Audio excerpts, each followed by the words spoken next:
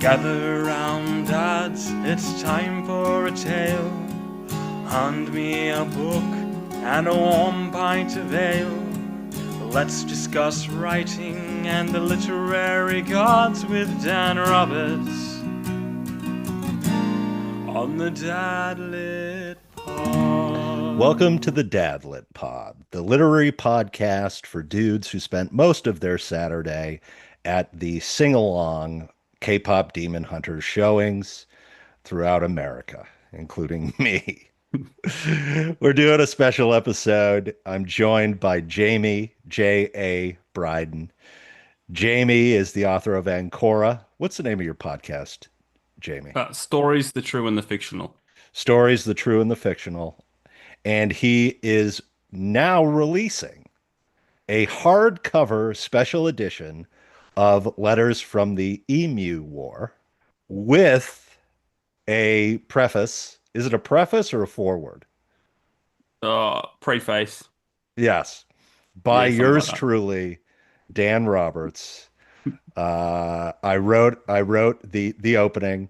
Um, the experience was fun. I hope the people of Australia won't hate me, particularly Australia's armed forces, because I may have taken the piss out of them a little bit. Just saying. But anyway, Jamie, welcome back. Thank you for having me. This is a little weird because not only am I singing the intro to this episode, I'm I'm here, you know? Yes, Jamie also responsible for the intro to the Dadlit pod.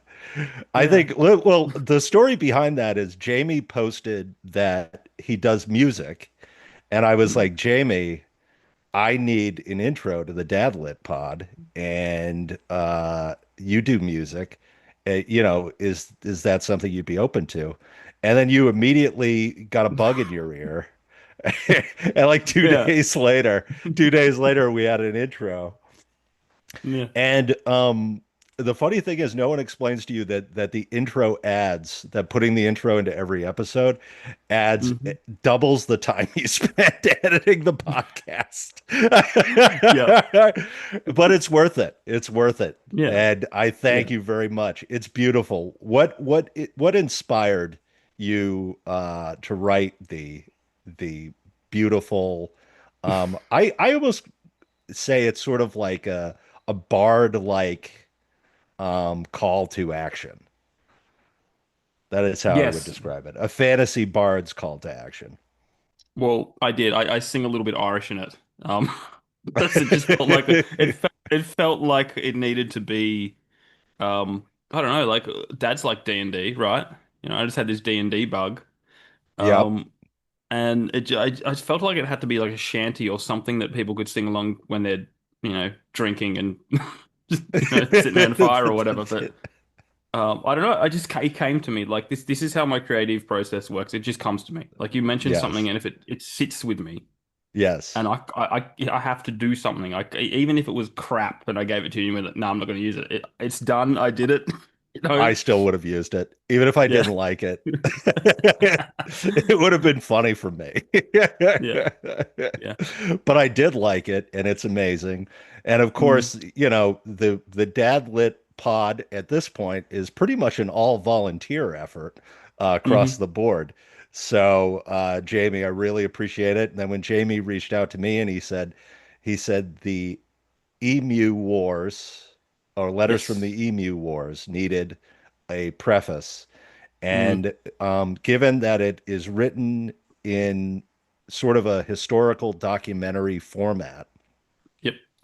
and I have some experience with that. I was hmm an editor of documentary editions, historical documentary editions Yeah. for the United States Navy for, I want to say 7 years.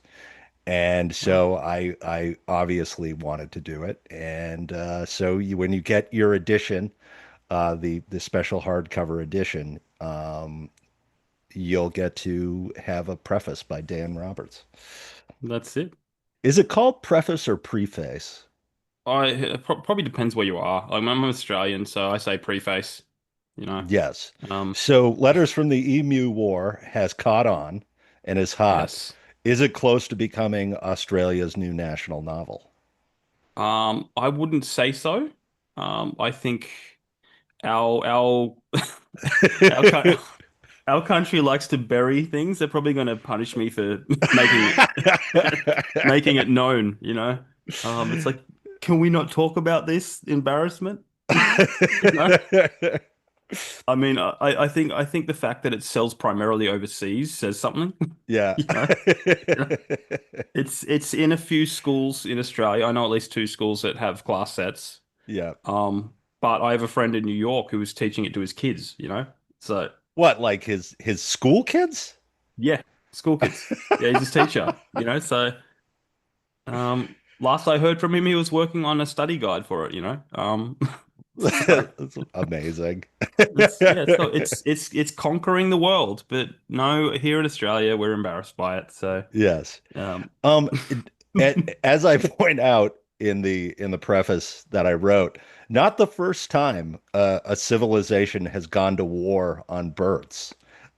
Mao went after the sparrows, and mhm, then of course the rest of English dumb was making hats out of pretty poor little pretty parakeets, mm, including the Carolina parakeet, which is so devastating to me because I love birds and I have parrots, yeah, and the last Carolina parakeet is actually on display at the Smithsonian. So you can go to the Smithsonian and see the last mm, Carolina parakeet. And I 100% fortunately live in a country full of irresponsible pet owners. So parrots have returned yeah, with with a ferocity. yeah, You have mixed flocks all over Florida, Texas, yeah. San Francisco, and it's terrific. And I love that. And of course, the green wing parakeet, who I have a special place in my heart, has made its way up from Mexico and now Mm, has flocks in southern Texas. yeah. I bet you didn't know I knew all this about birds. No, I kind of gathered um that you would because you got a lot of photos with birds. You know, you know. Yeah, So yeah. tell me about you've been for those who don't know, Jamie has erected a fantasy authors podcast pipeline where they come to him and then they reach out to me and they say Jamie said I should come on the Dad Lit pod. Mm. And I'm Yeah. like, yeah, let's do it. Let's do it. Are you working on becoming a nexus of the indie fantasy author? I think it's just happening. Yeah. Like it's like we just started this thing because I think it was before this podcast we did another podcast and it was a D&D podcast and where we'd Yeah. record the sessions and then I would take out all the awkward pauses and we'd put cinematic music behind it and sound effects and it was all the nine yards. Yeah. And that that was a nightmare for it took me like 5 hours to edit an episode. I was just burnt out from it. But then I was like, I really liked podcasting. I really liked talking to people, and then I just started a new one, and then it kind of just exploded. Especially in the last couple of months. I mean, Yeah. I don't have to reach out to people to come on. Like I have a backlog of 25 guests, Yeah. and Yeah. that was before an indie publisher approached us, like Yeah. just recently, and said, "We have all these authors. Can they come on?" I'm like, "Jeez, can you slow down?" And that's probably why I keep sending people to you. No. Yeah, it's actually the same situation. Yeah. I get people wanting to be on the pod, probably three new people a week. Mm. I'm doing the pod or I'm recording generally once a week, Yeah. and the reason for that is so I can read the books.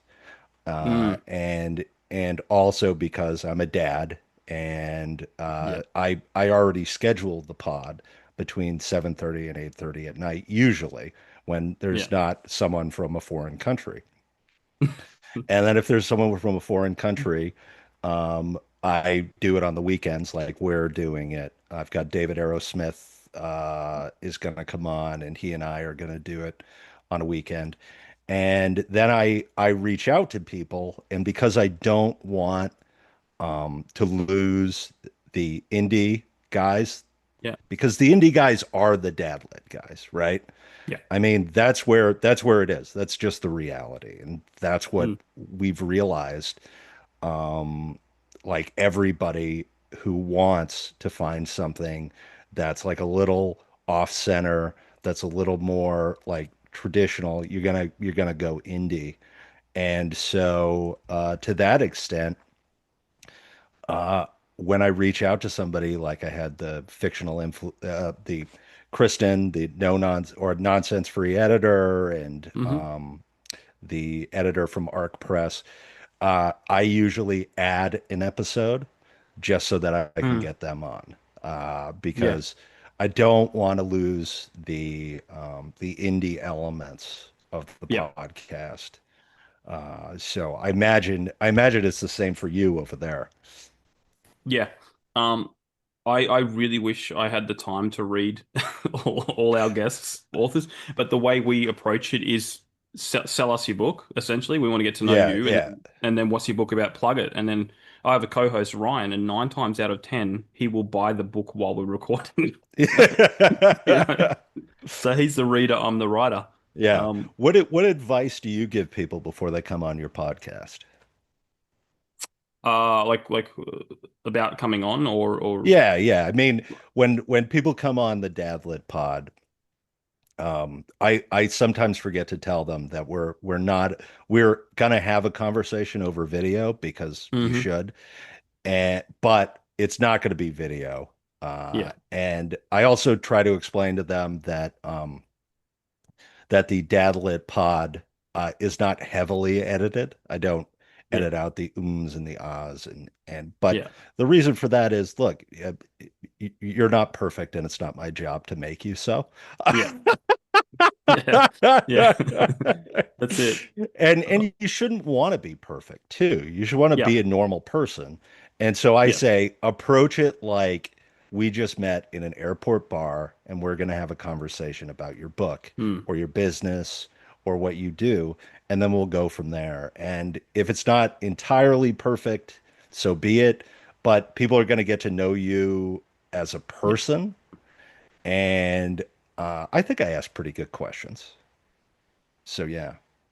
yeah. Yeah. No, we have a format like so because we have icebreaker questions to loosen people up, have a bit few laughs, Yeah. and then we get into their stuff. But so I basically just go, here's the icebreakers, here's our general talking points that we'll probably talk about, but it's Yeah. going to be full of tangents.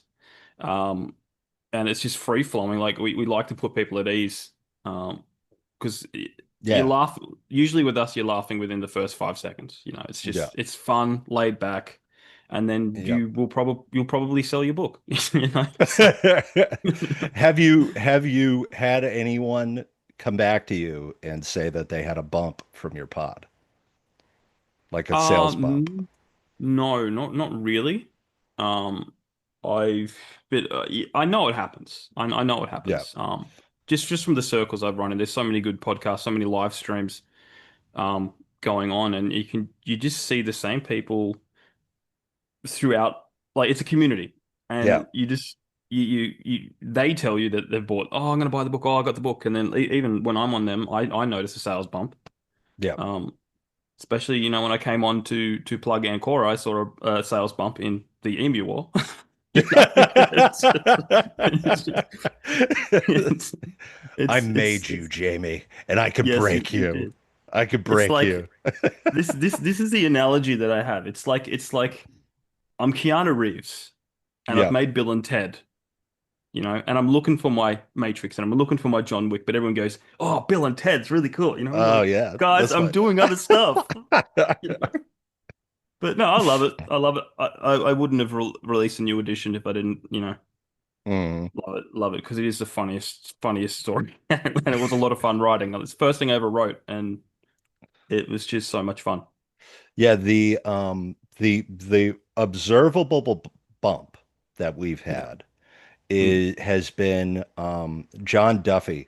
John is able to, because he's got his own press, and that's where When It Rains comes from. So after John came on the pod, he's like, I started selling, he said, I started selling like a bunch of books. And I was like, well, that's interesting. Should we, do you know, like, is that how it was done? And believe it or not, I had Thomas Trang reached out to me to tell me that he bought John's book Mm. from the podcast episode, that I had effectively that John and I had sold his book. And that is the first confirmed sale that I can Mm. trace to the podcast. And I've subsequently had friends who have bought it.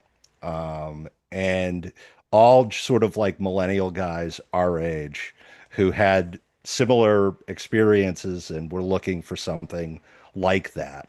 And so I was very proud of that. I'm still very proud of that, that I was able to sell a book, Mm. because that's what we're here for. You know what I Yeah. mean? Yeah. No, Mhm. 100% agree. And I think that's why everyone comes on my podcast because they're guaranteed at least one sale. Yeah, you'll buy You it. know? You'll buy it. Yeah. Yeah.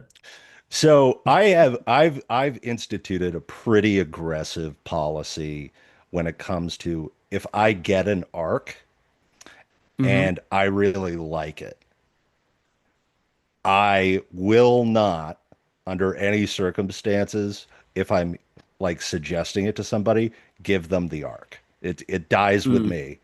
But Yeah. I will offer to buy them the book if I know someone Mm. like in my life, who might be interested in it. I'll be like, look, if you don't want to buy the book, I'll buy it for you. That's how much Mm. faith I have in it, and how interesting it is. And like, that's I think that tells how good a book is. Like Yeah. 100% tells how good a book is. And and as you've saying, usually like you meet a person and you like know how much work that went into it, and you just Yeah. appreciate it more, you Yeah. know? Yeah. 100%. Yeah. Again, Emu War, I get a lot of people buying it because they want to gift it. So I had someone buy two because they have two people that they want to give it to. I never Yeah. know what to get my dad, so I'll get your book. Yes. Yeah. Yes, Yeah. I'm gonna get him a copy of the Emu Yeah. War. Yeah. Yes. From like a marketing perspective, like I am so one of the things that I do is I constantly think about how to get dads to read and how to get books Mm. in dads' hands. And I'm sort of obsessed with it. Like I'm obsessed with it. Mm. Yeah. And so, now I've gotten quite blessed to get like publishers on the podcast Hmm. and editors from publishers, which is like really exciting, because I think you and I both know talking to someone who can make a decision in publishing is like the Yeah. most astonishing thing. Like 2 years ago, if I thought I would ever talk to a person who makes decisions in publishing, Yeah. I wouldn't believe it. And so I say to them, I say, look, we all know that women are buying most of the books, Yeah. but if you can get them to buy the books for the dads, that's the way I think we're gonna Yeah. sell Dad Lit Pod, or sell Dad Lit. Yeah. So we'll see how it goes. I have some exciting news. I am now represented by an agent. Ooh, congratulations. I have convinced an agent to sell my book, Mr. Bullett's School for the Stalked, Ooh. which I probably should have picked a better last word than stalked, because for some reason, when I say it over the phone, no one knows what I'm talking about. And but I have an agent and I was editing this morning, and so the hope is that the dad literati and the people of Australia will be able to enjoy my book, my thriller. So, but I got to sell it first. Yeah. Well, Yes. come on our podcast and you'll have one sale at least. It's not fantasy though. Yeah. Oh no, we're not just fantasy. We do it. We do everything. Oh, so Uh, you guys are doing all genre work. yes, yes. We've had a Yes. lot of spicy writers on recently. But then a lot of horror lately too. Yeah. We'll talk to anyone. We want to give everyone a platform. So Um, what's your base? What are you the biggest fan of? Is it fantasy? like personally, Yeah, personally. or yeah. Um, oh, I'll read anything, really, really. Yeah. I think there's things that I don't like. Like, I'm not a fan of spicy romance or whatever. Um, but I'm reading a little bit of horror, but it's freaking me out a little bit, so I'm backing off. But honestly, the things that I really don't like, are just massive, massive, massive books, like the ones that are like 700 pages long, and like, because Yeah. to me that's just daunting. You know, I It's an endeavor. Yeah, it is. But honestly, I will read anything as long as it's well written, as long as there's a good story. Um, Yeah, what are a couple that have really knocked your socks off in the past 6 months? I can't remember when we last talked because yeah. we're always Um, talking on Twitter, so I'm always informed of what Jamie's doing. yeah, yeah. I read one recently. What was it? It's probably behind me. Paralyze. It's a cyberpunk novel by a fellow Australian author called S.K. Putt. That was really cool. Um, Yep. two cyberpunk characters, a dancer and a net runner. And it's just punchy, fast paced, a lot of Hmm. 90s punk rock references in it. So that was, I grew up on punk rock, so I um I really enjoyed that one. Hmm. I just started reading an arc for a friend who, what's it called? The author is Amy Cormack. He's a good friend. It's called Prepare for Me a Shallow Grave. It's like a grim dark fantasy, so it's not Hmm. massive. I think it's like 380 pages or something. Um, but I've read the prologue. That's about it. But um, but yeah, I'm slowly getting back into reading more because it's like I want to read more. Yeah. But between writing my own stuff and editing a podcast, Podcast. like because we do video podcasts as well, and then I do the Hmm. sound bites and I go all in. Like we've just joined TikTok, and I'm like, TikTok. But then I realize how actually good it is because we've been on there like a day and we've gotten a lot of views just for being on there a day. So this is where it's at. But Oh, brutal. um, I just want to yeah, get someone else to manage a TikTok profile for me. yeah, Like that's I the plan. find going over to like Blue Sky a chore. Like, Yeah, ugh, I gotta go post this on Blue Sky. yeah, But all my friends are on Twitter. I yeah, don't want to deal with Blue Sky. And yeah, I'm gonna be honest, I definitely don't want to deal with Reddit. I feel like I'd yeah, post an episode and then I'd have 9,000 posts about how lousy my input is or thoughts are yeah, on every book. yeah. And I just want nothing to do with that. That's it. Um, yeah. So I'm working on a fantasy novel. Mm, I decided to sit down. It's a horror fantasy. It's a horror fantasy okay. Yeah. tale, and it my goal is to uh, to write a fantasy novel, a horror fantasy novel that people won't realize has all the tropes of a fantasy novel,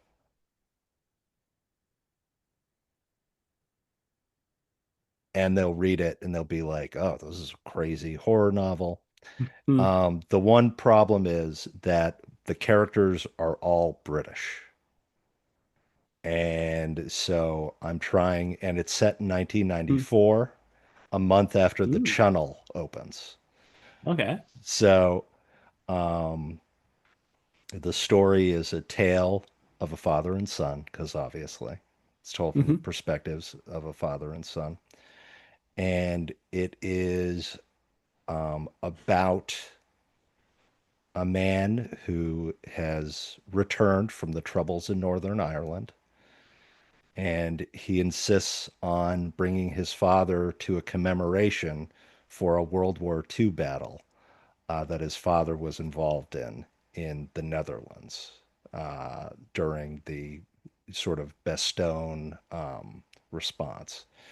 And then the son falls into a time warp created by a bridge that's just under the water that he walks Mm. across. Wow. And then the elderly father has to save him. That's cool. Yes. So a lot of it just sort of popped in Hmm. because obviously I'm a historian, so I'm Yeah. really interested in that. And there's a lot of sort of visceral imagery associated with warfare, Yeah. and that we as people have sort of accrued over the years. And I thought that it would be an interesting way to talk about warfare through like a horror fantasy. So that No. if anyone asks, that's what Dan Roberts is working on. Yeah. Send me a copy. I Oh, look, What are you it's a up cool to? premise. Yeah. I'm doing something. Well, I've just finished the prequel to Ancora. It's with some beta readers now, Yep. which I've dubbed Ned Kelly with aliens. That's Nice. essentially, essentially, yeah. No, that was a lot of fun writing. It was tough because I thought it was going to be short, but it's 76,000 words. I'm going like, what have I done? You know, it just kept growing and it kept growing. And even when I got stuck in the middle, and I'm going like, hang on. If this is Ned Kelly with aliens, what did Ned Kelly do? And then I drew inspiration from history. Um, so I've put, yeah, that's pretty much done. Just waiting to hear people's thoughts on it. But I've Hmm. started working on something, probably a novella, um, for I'm going to say 8 to 18, like young adult, young boys. I wanted to see if I could write a story set in a time period. So I've chosen 1843 Hmm. and make it feel like it was written at that time. So Oh, I'm so sort using, of similar to Mr. or Dr. Mr. Norrell and Jonathan Strange type. yeah, well, there'll be a lot of tis and thou. Tis, but thou, as long as it doesn't annoy me that much. But it's basically about a young boy who works the box tunnel as a fluffer, as they call them, where they go in and Fluffer clean. has a Yeah, very different connotation in the yeah, United States. yeah, yeah. I know. Yeah, I know. Um, I'm probably not going to say. I'm probably not going to call it a fluffer, but for those playing at home, a fluffer is someone that goes into the train tracks and clears the debris and the soot Yeah, and makes sure that everything's fine. yeah. Not someone with a lot of gas. But um, yeah. So the idea is it's this kid that toils away, work, and then when he goes to bed at night, he dreams of a fantasy land. Hmm. And goes off and he kills a gargoyle. So I'm going to the working title at the moment is The Boy Who Slayed the Gargoyle, Hmm. and then realizes the gargoyle was the protector of that town. Yeah, and then so he's got to learn some responsibilities, and now he's the protector of the town, as this contrast of working really really hard, and then you're just exhausted, so you're dreaming of something completely different from where you work. But there will be some twists and turns. I'm only 2 chapters into it, but it's Hmm. an experiment for my writing to see how, if I can write something different Yeah, how often do you find a sort of a desire to challenge yourself? all the time. Like Yeah. I'm always pushing myself. I want every book to be better than the last one. Like just Hmm. at least from a writing point. Like I'm not looking for, oh, the story's got to be better. I just got to. I want to be better at telling a story. Yeah. Because Be I've had no training. I'm learning by doing. I'm learning all these phrases that I didn't even know what they meant. It's like a lot of people going, "Oh, this and that," and they go, "What's that?" And they explain it to me, and they go, "Oh, I already do that." It's just like I just don't have the words for it. I am in a very similar standpoint. Of course, I've been writing nonfiction Hmm. professionally now for a long time. I mean, it's my entire career. Uh, but fiction writing, I had no experience and have no Yeah. experience. It was just I think I've been told that my prose moves along very quickly. And I say, yeah, because I want to get to the good part. Yeah. Right? Like, I want Yeah. you to get to the good part. I don't we're not going to languish Yeah. here for very long. Yeah. Yeah. So, Yeah. um, and the one thing that I've realized is short stories and that preface I wrote for you makes me so anxious. And I'll tell you why. Mm. Um, the preface I wrote for you is probably about 1,000 words. And I wanted to get as much or as many punchlines into that 1,000 words Yeah. as I possibly could, Yeah. while also having it like make sense, right? Yeah. Because at the same time, there are a bunch of people who don't know the references that I'm making. Yeah.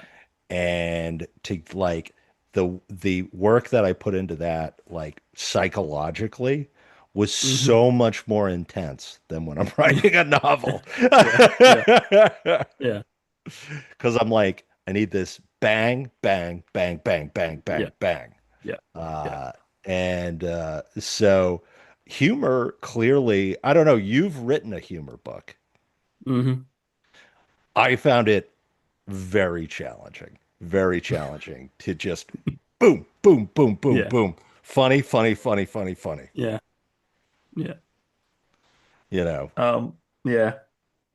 Yeah, I entered a short story competition recently, and I found that challenging. Like going, it can't be more than 1,500 words or whatever. And I'm going like, yeah, but there's this bit that I want to put in it yeah. that would make the story. Yeah. So I find that challenging. It got rejected anyway, so it didn't matter.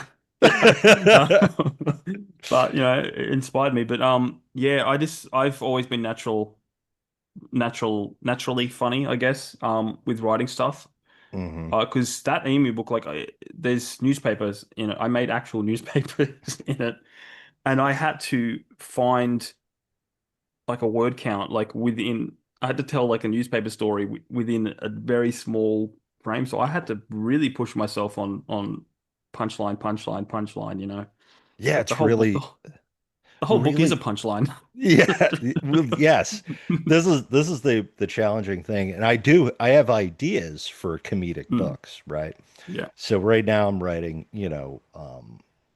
horror books Mm, and I've written a thriller and I've written sort of a Carl Hyacin mystery book and a sci-fi book, and they all have humor elements in them, but for the most part, they're largely action driven. They're very yeah. action driven, and so I have this idea for this. I want to write like a weird um, book about a guy who buys an old house in New Orleans, and his dream has always been to have like one of these beautiful New Orleans mansions, and he has to manage it like Mm, a bed and breakfast.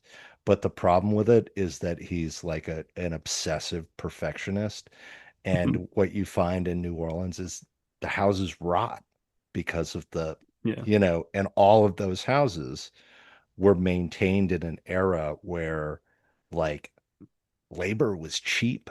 You know what I Yeah. mean? There was just Yeah. cheap to get labor. And so it's like a comedy that I want to write about a man Mm. who fucks a house. You know, like he if he could, he would have sex with this house. That's Yeah. how much he like desires it. Yeah. And then I wanted to have like some Mardi Gras stuff, but I was thinking about, when I was writing that preface for you, just how much. um, timing and concentration Mm, figures into writing comedy. And I can see yeah, why people don't write a lot of comedy. You know what I mean? yeah, yeah. It's easier to write as a kid's book, you know, because it's just like funny line, funny line. There's some video popped up on Instagram. It's old granny reading a book about, you know, my bum crack. It was a book about a crack. My butt's got a crack or something, you know. And it's like I should get a new one, and it's pun after pun after pun, and she's just losing it. She can barely read it, you know. That you know, so that'd be a good place to start. Entertaining children with Yeah, books yeah, like yeah, Go the Fuck to Sleep. That's a yeah, children's book. yeah, yeah, yeah, yeah. So yes. So you told me before we started that you've sold a Letters from the Emu War to Serbia. Yes, I got an email a while ago, and it was a Yes. weird email that's going, I'm trying to buy your book, but Amazon won't ship it to um so I think she had two addresses. She lived in Serbia and France, and it wouldn't send it to either address for some reason. And we're like, it's Amazon. It should be able to do that. And she's like, no. And I told her, look, it's going to cost a lot of money just to ship. You're going to be paying more for shipping than the book itself, you know? And she said, I don't care. I need to have this book. Like, no. And then I said, okay, no worries. This is how much it's going to cost. I figured out the cost, and it was a lot. And, and then she asked me to sign it, but with a special message for someone called Ivan. And part of it was in in that language, um, in Serbian. And then I had to Google just to make sure I wasn't writing an insult, you know. I yeah, So it went. you sent a copy of Letters from the Emu War to a Yep, Serbian war criminal, is what I'm hearing. probably. Yeah, Um, yeah, she is going to put a nail file in that book and slip it yeah, into The Hague. yeah. That's it. It was just random. It's just like Serbia, like of all places. I mean, I think I look up the analytics of it a while ago, and I sold a book to Nigeria as well. Yeah. And I'm just like, this is going everywhere. Why? Why are people so obsessed with?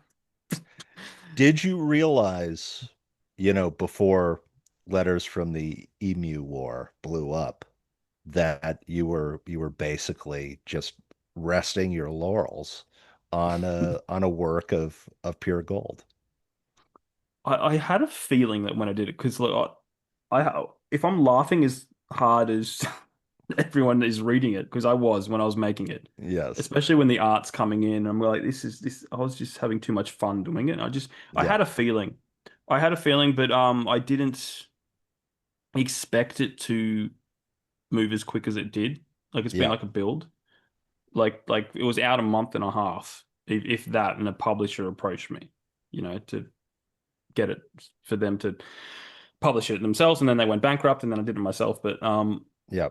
the build up, and the one good thing that they really did, because they ended up being really really dodgy apparently. Like I didn't get screwed over, but they screwed over Just some other yeah. people. Yeah. Yeah. My experience was fine, but they got it into schools. I was getting emails from people in America saying, one, I'm doing a school project on your book. Can I can I have an interview with you? Schools asking. I now feel so bad about my preface. That's right. The poor Um, 10-year-old's gonna say, yeah. Mommy, what did Mao do to the sparrows? That's it. Uh, Yeah, a few schools were like, "Can we use an excerpt for a school play?" And it's just like, yeah, sure. Okay, and it's just it's going around, but I'm waiting for the motion picture, that I believe they're making one. I Oh, saw well, that that's that like John Cleese is involved. Who knows who ever gets involved in things, but I don't know what's happening with that because it was supposed to film during COVID, yeah, and they wanted to film it on site where it happened, yeah. um, and No, it's just like dead in the water now, from what I can tell, because it was John Cleese, Rob Snyder, and someone else, Monty Franklin. If you've heard of him, he's an Mm. Australian comedian who lives in New York now, I think. So those three were going to do it. And then recently there was a short film that Australia did, and it was just horrid. It was just horrible. It was just so bad, you know. Um, mine was actually a screenplay before it was a book, and then that fell through. So I've still got the Hmm. screenplay if anyone's listening. Yeah, yeah. If anyone wants a Letters from the Emu War screenplay, hmm it is available, and you can reach out to J.A. Yeah. Bryden. You know what I'd really like to do? I'd What? like to do like a Ken Burns documentary, like my whole like Yeah, you know what would make it really funny is if you just went over the same picture the whole time. Like, you know how he switches pictures and yeah, has like pow pow pow. If you yeah, just did that, but with the same picture, yeah. I It think would, that yeah, would be really funny. it'd be funny. And it'd be doable too, because I've always thought about it. But the Uh, problem is, like, I could do an audiobook, which would be really good, but yeah, there's so many distinct voices. I'd have to get a whole lot of people together to yeah, individually. to do each Yeah, part. and because when I wrote it, Hamilton the musical came out, so I had, that that Civil War thing in my mind, or the Revolution, sorry, and Ken Burns. So my friend, who's a really brilliant voice actor, he whenever he reads it, he just goes Southern. Even though it's Australia, he's just like, "Dear Greta, I'm right into you just can't not do it, you know." It's Now I've decided that we need an Emu War Letters from the Emu War audiobook. you know what? I might I We might start working on need it. to do it. We need to do Yeah. it. If you want me to do any voice acting, I will 100% do that. All right. Uh You know what? I'll make a I note don't of know it. what would the emus have an Australian accent, or would they have like just other accents? I think it'd be really funny if you wrote them all as like Confederate soldiers from the Civil War. Well, that's where my head goes. It's like Australia's trying to Yeah. the emus are trying to break away from the monarchy. So that's where my head's at, you know. Better get these emus away from the monarchy, you know. Yes. I don't know. Maybe let's have a poll or something. Like if I do this, like, because I can't not do it with an American accent. It's just like it's Ken Burns, you know. That's what pretty much it is, you know. Yes. Um, I mean, we're Uh, going to offend Australia's probably already offended by the book itself anyway. So oh you yeah, know, no, no. After the people of Australia read my preface, I'm never gonna sell a book in Australia ever again. yeah, Oh man. yeah, I think it's funny because obviously, weirdly, you found the one podcast host who knows a lot about the history of Australia. yeah, yeah, And at the same time, I think that I think that the people of Australia should embrace letters from the Emu War. Well, they should. I think that just like because in America we do silly things hmm and we really lean into them. Like Yeah. Men Who Stare at Goats, for example, which for those who don't know is about the military project to utilize psychics to kill goats by staring at them. And there's a book about it, which is really terrific. Yeah. And then they made a very silly movie with George Clooney and Jeff Bridges, which I didn't really like. It wasn't very good, but the book Mm. is really funny. And I think that when something silly happens, Yeah. we should really celebrate it. Yeah. Um, because uh, no one's perfect. No, You know, no one's perfect. that's it. So, yes. Australia, though, as you and I have discussed, suffers from a real animal issue. Yeah. Like in America, we have deer. Deer hmm kill everyone in car accidents. Yeah. But as we talked about in our previous episodes, you have so many animals that cause so much chaos. W- Yep. Why don't you just get rid of them? Is it Well, because, like the Emu War, you can't? And every time you try? I I think it's because I've been thinking about this because Yes, we have people in power that go native species. It's yes. protect this, protect that. You know, Yeah, but why um, would you protect like a snake that if it bites you, you die in like 10 minutes? there's a lot of questions I ask about those things, but we have this uh, perfect example. We have this animal. I think it's got two names. It's either called a bush turkey or a brush turkey. Yeah. Um, and they're native to Australia. They're a protected species. But if they get into suburbia, which they have in northern Sydney, like they will destroy your yard. They whenever they have a mate, they Hmm. need to build a mound, and that mound's at least 2, 3 feet high. And they will scrape up your entire backyard of everything that is there and build this mound for their mate. Now, if they have two mates, then they need two mounds, you know?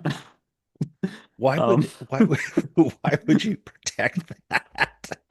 And it's a pest, like so people are going like, how do we do this? And there's like methods have tried where if you put a mirror box on top of the mound, then it will destroy its own mound, you know, it just thinks it's another and they're trying everything to get rid of this bird. Um, but they thrive in shade. So in Yeah. my town, it's like nearly every property is just shade. You know, so it's like every property is ripe for for a bush turkey to come along and just rip your yard to shreds. Um, and they're very prolific in Northern City, but like they're a protected native species, and you get in trouble if you kill them. You know, it's just like, oh, Yeah, should we get rid of these things?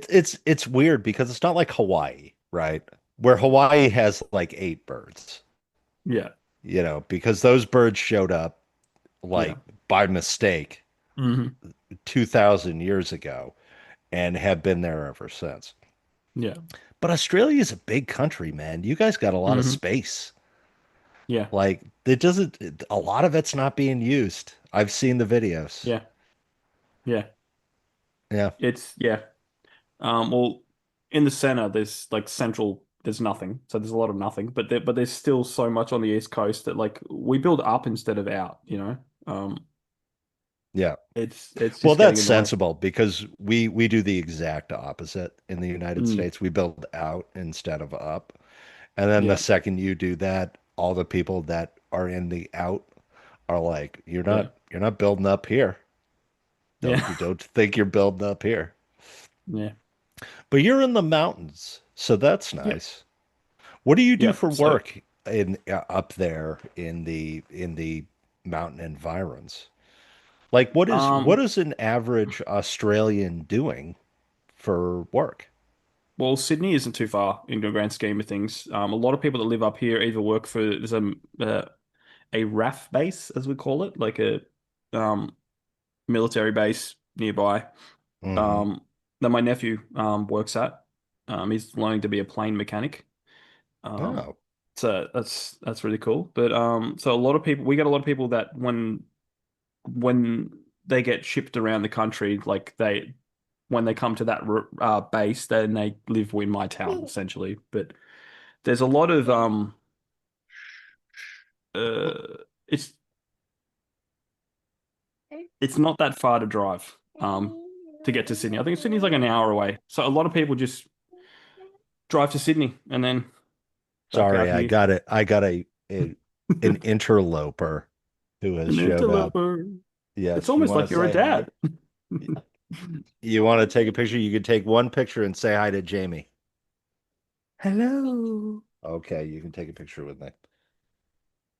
Selfie. Okay, now go back into grandma's room and disappear. We're doing a pod, finding out about Australia. Australia. Um,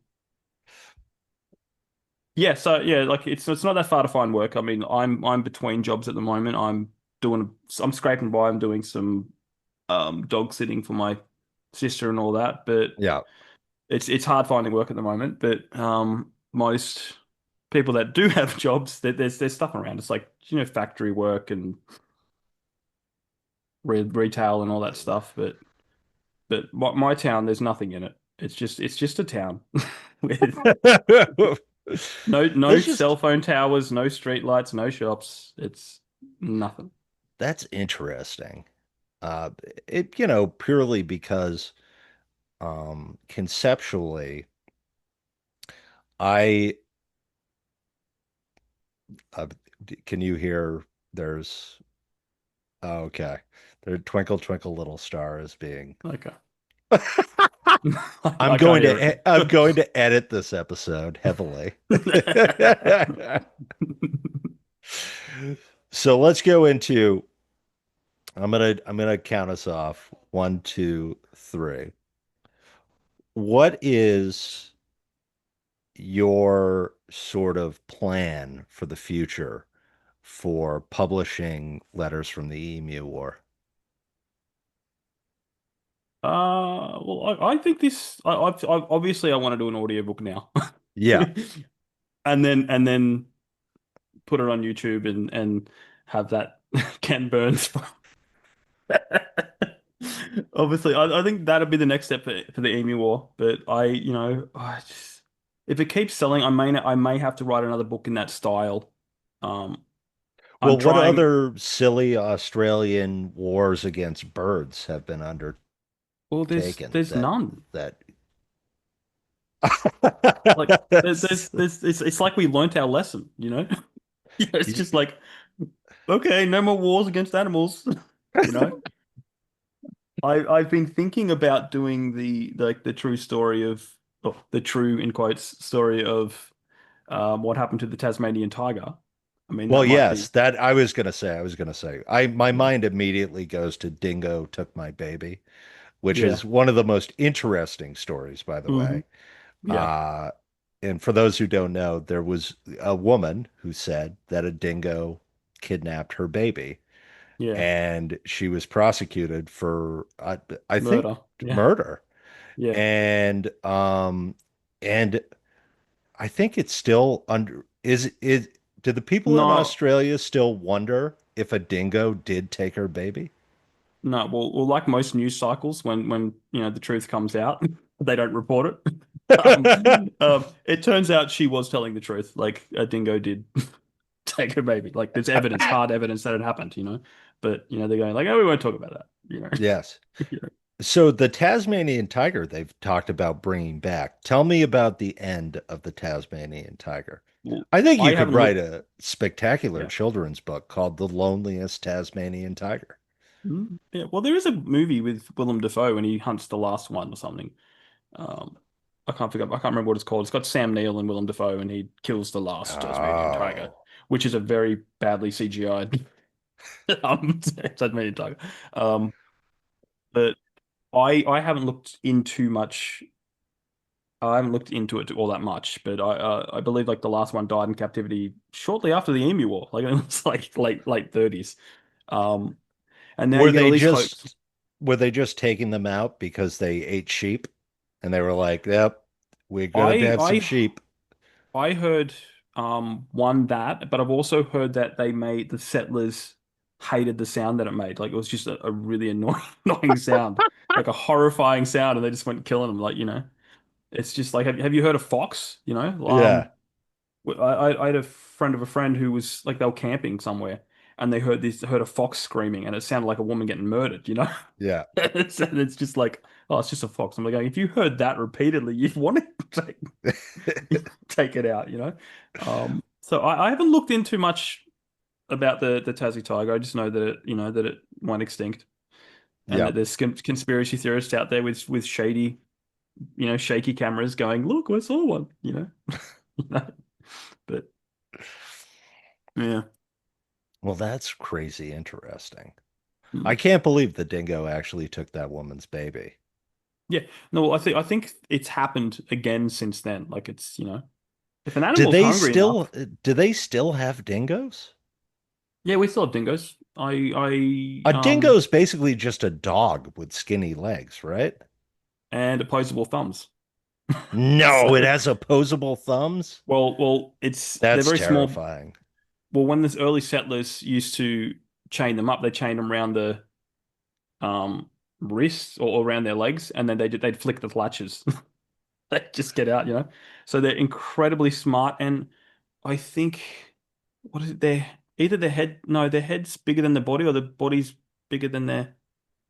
I don't know. They're built really weird because I got to hang out with one a couple of years ago, Hmm. and it didn't like me. It was just like it's like what are you? What are you? You know? They're very sleek, slender, cool animals, but they're Mm. very hard. They're worse than huskies to like tame or Yeah. train. You know, like I know with huskies that if you tell a husky to sit, it'll think about it. It understands it, but it's deciding if it wants to do it or not. So, um, dingoes are much the same. Like you just can't really control them. Yeah. The I'm thinking about the sort of history of weird Australian animals. I would Mm. say that if you were to want to effectively kill someone in Australia, it would be the place where you could definitely blame it on an animal. Animal, yeah. You know what I mean? Recently, I heard that a woman was prosecuted for killing her entire family with a beef Wellington in Australia. Did you hear about Really? this? No, I Yes, didn't. yes. This came up because I love beef Wellington, Hmm. and they observed that she had looked up in Google where she could find poisoned mushrooms Wow. and then invited her in-laws over and her ex-husband and then made a beef Wellington. Like they were like, "Yeah, come over. I'm making a beef Wellington." And I have to be honest, even if like I really didn't like somebody, if they were willing to make a beef Wellington for me, I would definitely go to their house. Are you looking it up right now? I'm looking it up. Looking it up right now. And there it is. Yep, 50-year-old woman, 2023. yep. Okay. Yeah. Yeah, they finally put the hammer down on her. Yeah. Um, But this I only always, goes to show that Australia is the most dangerous place ever. yeah. Well, I think it was only a couple of years ago I found out about one of our notorious serial killers You from guys have someone else serial overseas. killers? We have this lady in there's a town called Tumut. I think no, Tenterfeld. She's from Tenterfeld, which is way up Yes. north in Queensland. And this lady um chopped up her husband like with a butcher's knife, skinned him, and tried to feed him to the kids. The Like children?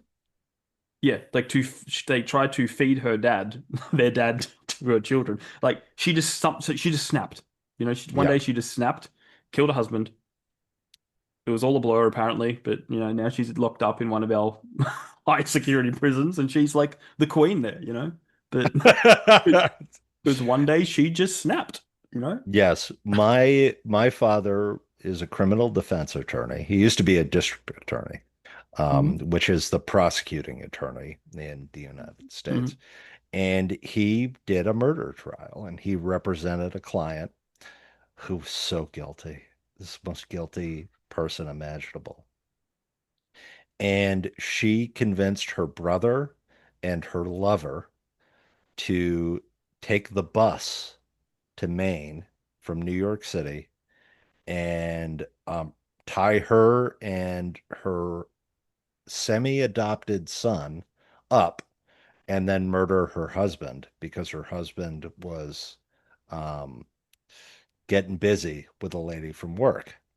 Uh, And the wild part about all this is that the guys took a cab from the bus depot to the crime scene, and then they had the cab pick them up again at yeah. the crime scene.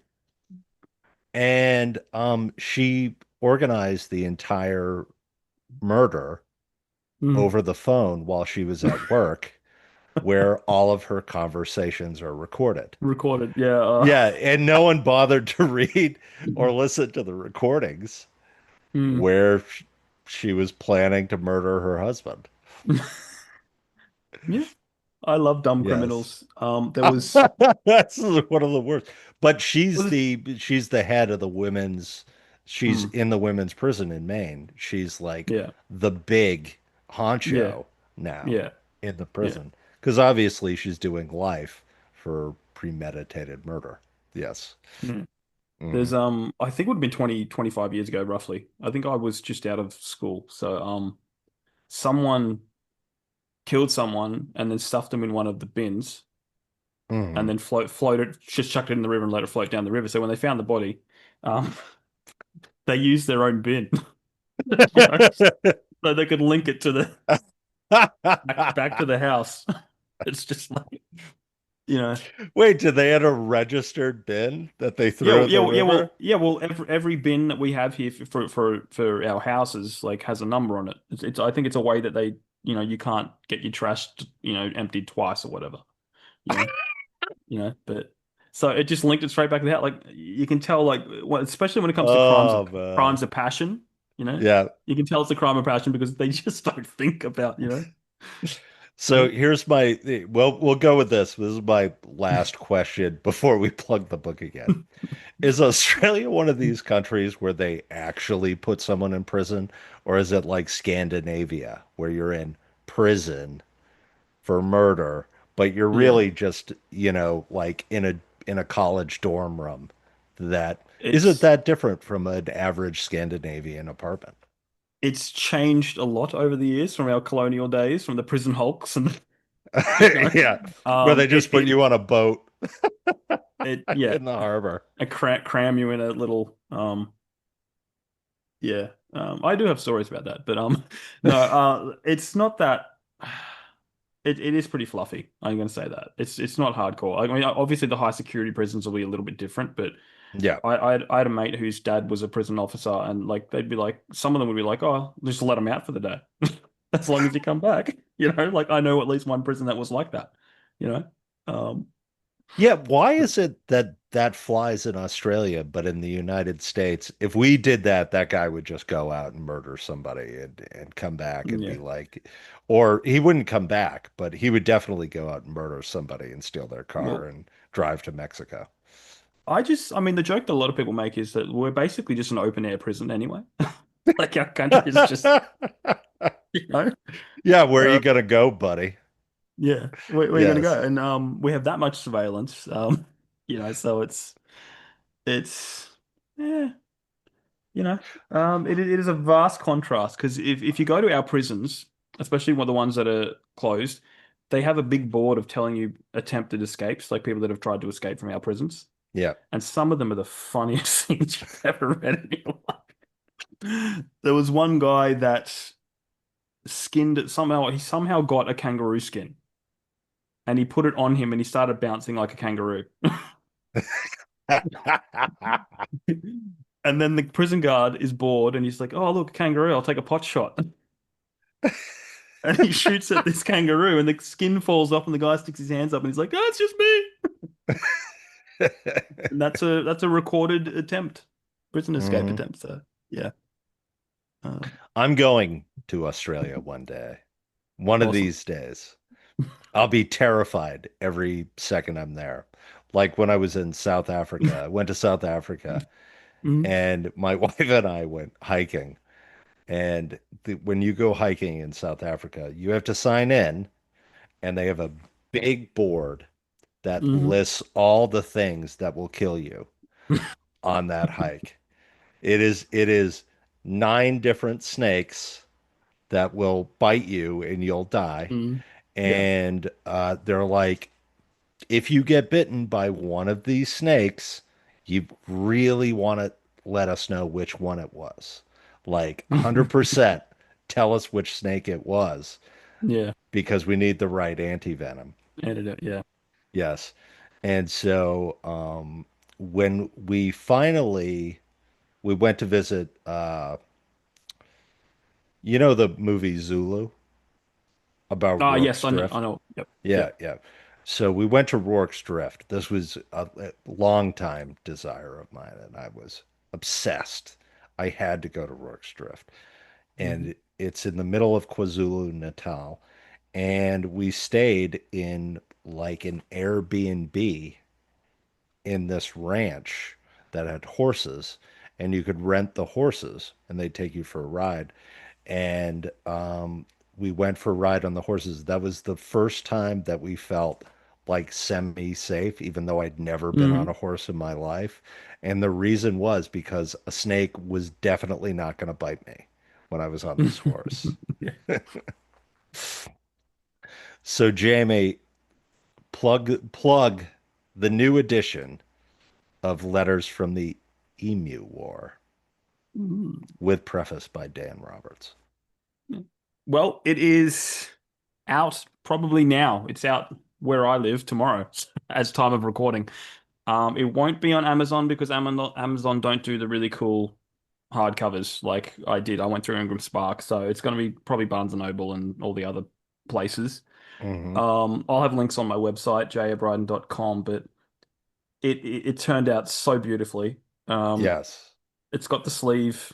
You take the sleeve off. It's got the general emu on its own on the hardcover. It's beautiful. As we said, the preface or preface, however you prefer to pronounce it, is done by the wonderful Dan Roberts. And it just turned out great. And if you want a really good laugh, um, and Yes, and you want to indeed.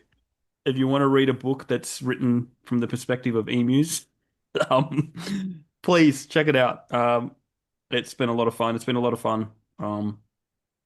Just the book keeps selling, and I'd love it for it to keep selling. So buy it, and then buy a second copy to give to someone, Yep. and you'll make me very happy. Yes. And it will become the new Australian national novel. Yes. Well, thank you, Jamie. Thank you for coming on. And thank you for all you've contributed to the Dad Yeah. Lit Pod. Would you like me to sing a song to send us off? Oh, wait, that's You, already going to happen. oh, oh, it's already gonna happen. All the best. Our time together has come to an end. It's time to return to your wife, kids, and friends. It's time to pick up those books you forgot while you wait for the next Dad Lit